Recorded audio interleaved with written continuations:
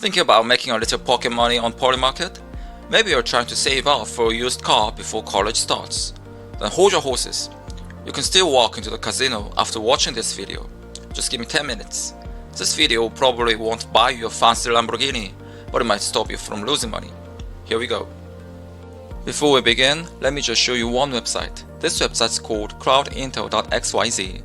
This tracks the performance of Polymarket traders using publicly available on-chain data. According to this website, 79 out of every 100 Polymarket traders never make money.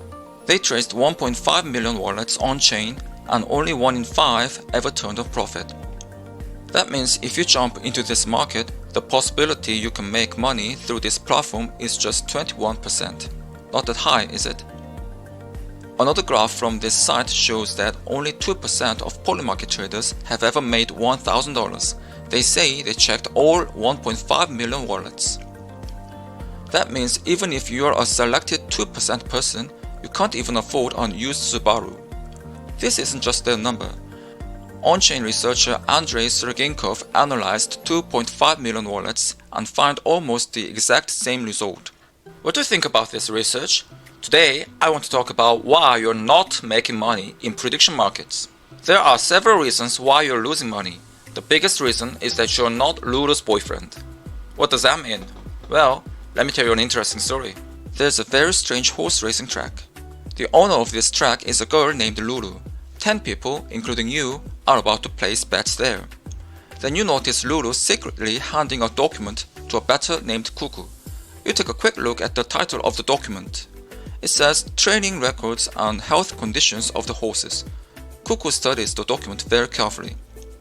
But the other 9 people, including you, are not allowed to see it.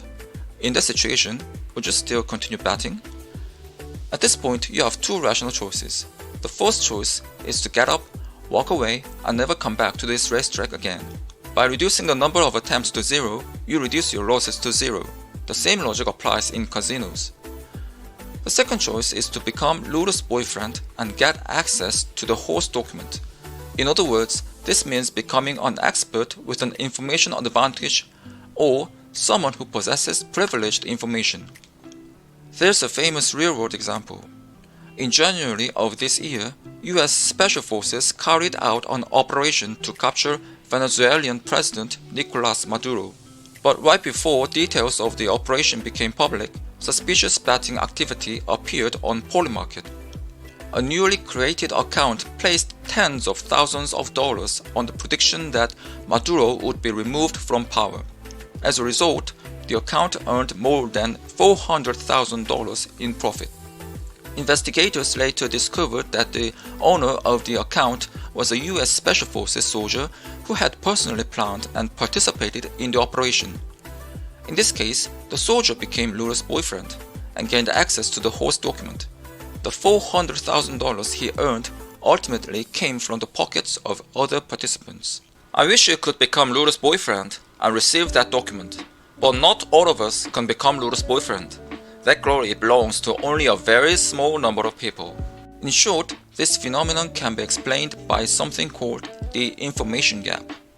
In some situations, this information gap can work with almost 100% certainty. For example, imagine there's a market asking, will President Trump eat an apple tomorrow morning? If you are personally close to him, all you have to do is ask whether he plans to eat an apple tomorrow morning. Then you can make money with almost complete certainty. On the other hand, if you are not close to him, making money becomes much more difficult. After hearing this story, you might be thinking, what about situations where the information gap is small, like sports, weather forecasts, or elections? Couldn't I make money there? But there's a trap there too. For example, let's say candidate A has a 90% chance of winning an election. On Polymarket, contracts are being traded that will pay out $1 if that candidate wins. And candidate A's contract is currently trading at 95 cents. But even if you correctly predict that candidate A will win, that's not necessarily a good signal. The reason is that, from a long-term investing perspective, you're actually losing money. Let's run a simulation. You place the same bet on candidate A 100 times out of 100 opportunities. Since the true probability is 90%, you'd be right about 90 times and wrong about 10 times.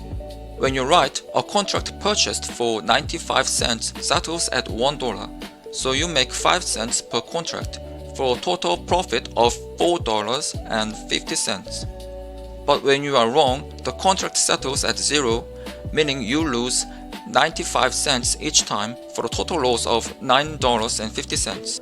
As a result, even though you were correct 90 out of 100 times, you still end up losing $5 overall. This happened because market participants priced candidate A's chances at 95% instead of the true probability of 90%. The reason you lost money is that you only focused on whether the bet was correct and ignored the price of profit. In prediction markets, the goal is not simply to predict who will win. The goal is to determine whether the current price is correct. In this example, you make money after the result is confirmed. But before the result is known, while you're holding the bet, you're actually in a losing position. This situation is called negative expected value. What if you consistently bet against candidate A winning? In that case, you'd be betting on an event with only a 10% probability. But over the long run, your expected return would actually be positive. But how often can you know the true probability of something in the real world? For example, imagine a game between the Dallas Mavericks and the Miami Heat. Experts predict that the Dallas Mavericks have a 10% chance of winning. But does that mean their actual chance of winning is really 10%? Not necessarily. Their number is only an estimate. It's impossible to perfectly account for injuries, team morale, player condition on that particular day, and even unexpected events that happen during the game. In that sense, a 10% probability is often closer to a belief than a fact. So what's the best course of action? It's finding places where the market price is wrong. A bet on a 90% outcome can be a bad bet. A bet on a 10% outcome can be a good bet. The problem is that you don't actually know the true probability with certainty. We also cannot ignore the problem of human error. Tomorrow, your country is playing a World Cup group stage match. The opponent is Argentina, the winner of the 2022 FIFA World Cup in Qatar. Your country is not even ranked inside the top 100 of the FIFA rankings. But for some strange reason, the market price implies a 50% chance of winning. What would you do in that situation? If you bet your country will lose, you could make money even if your friends curse you for it. But in reality, many people bet emotionally. You might abandon the rational choice and bet on your country simply because you want to support them. People in the real world often use betting as a way to cheer for something or to express their emotions. So only bet when you can stay objective. So should you avoid prediction markets entirely? Not necessarily. There are a few conditions I've already told you under which participating may make sense. Use the information gap. Find markets where the price is wrong. Do not let emotions such as support or hatred influence your bets. In other words, limit your bets to areas where you have expertise. Get information that's not widely available to the public. And most importantly, bet with a cold heart. That's much harder than it sounds. It's easy to spot mistakes in other people. It's much harder to spot mistakes in yourself. Prediction markets are a form of gambling, but they are different from traditional gambling in some important ways. If you're not one of those special people like Ludo's boyfriend, then the more times you play, the more money you're likely to lose. Ignoring something that's already been demonstrated by math and statistics is not a wise decision. Do you know anyone who uses Polymarket or Kashi? If you do, send them this video. And if you subscribe to my channel, it'll help me create even more sharper content in the future. I'm learning video editing, so I hope to come back with better videos in the future. Thank you, my friend.